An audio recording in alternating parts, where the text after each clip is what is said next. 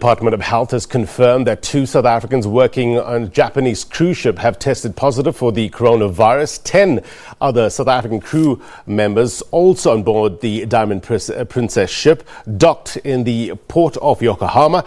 There have been 700 cases and 4 deaths on the quarantine cruise ship. Globally, more than 80,000 people in nearly 50 countries have been infected. Close to 2,800 people have died. The majority of those that have died are in China's Hubei province. Meanwhile, South Africa is preparing to repatriate about 132 citizens who are in the Wuhan province in China, the epicenter of the virus. The Department of Health and Defense are also deployed healthcare personnel and supporting staff to provide assistance during the repatriation and quarantine process. For more on the COVID-19 outbreak, we joined in our Pretoria studios by the Health Department's Acting Director General, Dr. Anban Pillay. Doc, thank you very much indeed for coming through. So we've seen other countries a couple of weeks ago, earlier on, with regards to this outbreak, evacuating their citizens from Wuhan, from Hubei province. Why now? Why is South Africa deciding to repatriate the citizens now? Well, remember when the outbreak started, we had all anticipated that it would not continue to the extent that it did. And we did not anticipate that Wuhan city would go on to a lockdown for the protracted period that it has. That obviously has had a negative impact on the South Africans that are there, particularly those that are studying, because they're basically confined to their living quarters in the city. We had anticipated that this would end fairly soon, and for that reason we thought we'd rather not rush in and repatriate immediately, because this matter will be resolved soon. It's very clear now that it's going to take a while before this epidemic reaches some degree of control and the lockdown can be lifted. Right. And I think South Africans that are in the Wuhan city currently are obviously under a lot of emotional and psychological stress as a result of being confined to their rooms for this prolonged period of time. So we thought it best now to repatriate those South Africans that want to. I should say not all South Africans want to be repatriated. Those that do, we will repatriate them. Right, so the numbers that we're getting is that there are 199 South African citizens in Wuhan. Of that, 132 would like to come home. So just to clarify, Wuhan is still on lockdown. Wuhan is still on lockdown. In other words, nobody can get in, nobody can get out as well. Right. And the Chinese authorities have done so for very good reason, because one of the best ways to contain a contagious infection like this one is to basically close off the area and make sure there's no entry or exit, and so the infection is not able to spread. Yeah. Right. Having said that, Doctor, to obviate the risk for those people that are leaving a lockdown cities such as Wuhan and heading here to South Africa, what's the process? So firstly, let me say that those South Africans that are going to be leaving are people that are healthy. They're not infected with the virus, right. But they obviously have remained within their confines. So before they come to South Africa, we will again test them to make sure that they are negative, so that we do not transport people that are ill. And then we will bring them to South Africa, and we'd have to put them into an area of quarantine so that they are cleared before we release them into the community of South Africa. Because the worst thing is to have somebody who has the virus or incubating the virus and spreading the virus to other people, and we only find out later. So we would like to keep them in an incubation period under quarantine, so that we understand that everybody who is actually going to be released is free of the infection. Right, so that's what happens here. Doctor, I want to understand what happens there when they're leaving Wuhan. Are there going to be buses going around and collecting people from their individual homes? How are they going to be transported from Wuhan to, for instance, an airport to fly down to South Africa? I just want to understand that risk. Yeah, Blaine, I think that's probably one of the biggest challenges in this operation, is that currently there is no public transport in the Wuhan city. So our colleagues at the embassy in China are busy liaising with the Chinese authorities to work on the best system to get each of those South Africans to the airport so that when the aircraft arrives, they're able to come back with that aircraft. So there's a lot of logistics that needs to happen on the Chinese side for them to be able to get to the airport, given the current lockdown there. So the WHO tells us that the incubation period for this virus is between 1 and 14 days. You're going to quarantine these South Africans for 21 days. Are they aware of this? Have they accepted that?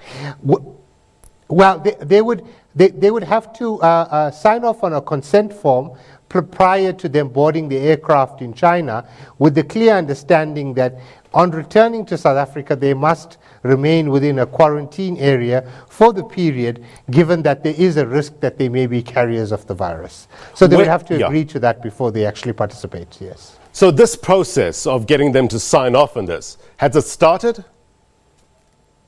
Yes, so we have prepared the documentation on that.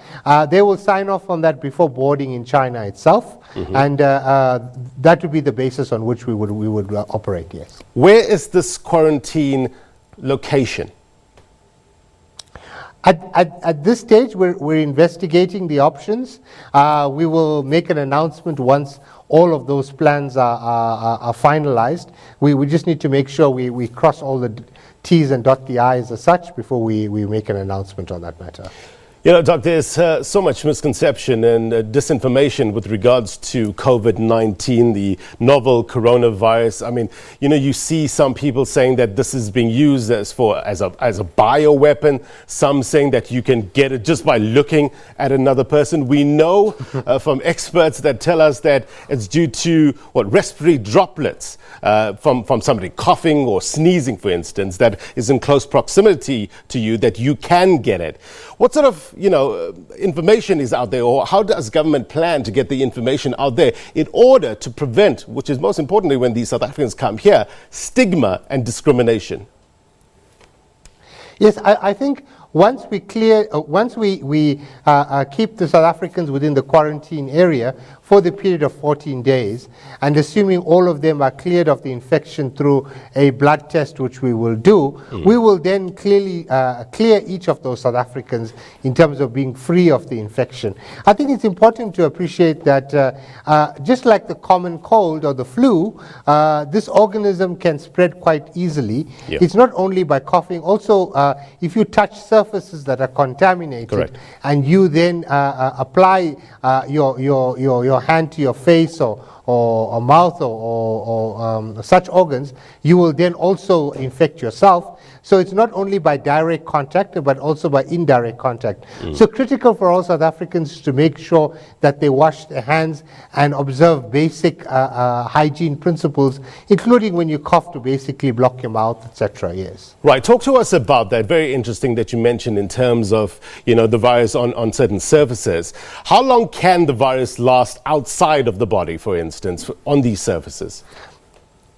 I understand from the evidence available to us thus far, it can last for about 5 hours, but I'm not very clear as to whether there's any good scientific evidence around how long it lasts. What we do know is that this organism is highly contagious in that it's able to spread quite easily. That's why you have such wide-scale infection across the world. But I should also add that not everybody that's infected will face mortality, because the mortality rate is actually quite low relative to many other infections such as Ebola, for example. So it's nowhere close to the kind of infection rate that you'd have with Ebola. Correct, because the WHO tells us that most people, more than 80%, actually recover from the disease without needing special treatment. I've got a figure here saying that around 1 out of every 6 people who get COVID-19 become seriously ill and develop difficulty breathing. It's always important when we have experts like yourself to get more educated with regards to some of the symptoms around COVID-19. What are they? I think the symptoms are very similar to the flu. So in other words, a fever, a runny nose, cough, some difficulty breathing sometimes. Those are probably the key symptoms that most individuals will experience. And they flu-like symptoms in a general sense. And so people may well mistake them for being the flu itself. Yeah. But it's important, particularly if you're in contact or visited an area where the infection is quite prevalent, to actually then seek medical care so that we're able to identify the organism and also apply isolation so that it doesn't spread to other individuals. Right. So we know that there are at least 3 cases in Africa. We've got Egypt, Nigeria, Algeria. The WHO director a couple of days ago released a statement saying that around 41 countries now have laboratory capacity to test for COVID-19. How much of support is South Africa giving to other African nations?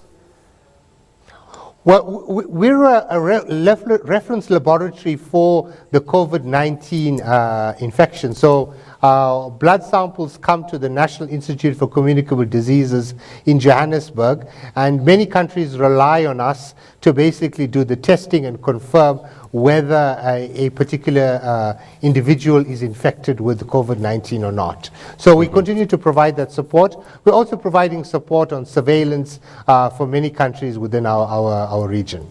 You know, there's this debate as to whether to call this an epidemic or a pandemic, you know, which we've seen a number of countries now getting involved in terms of, you know, asking the question. Tell us the difference between an epidemic and pandemic for our viewers' purposes, and what is, I guess, some of the drawbacks of calling it a pandemic at this stage?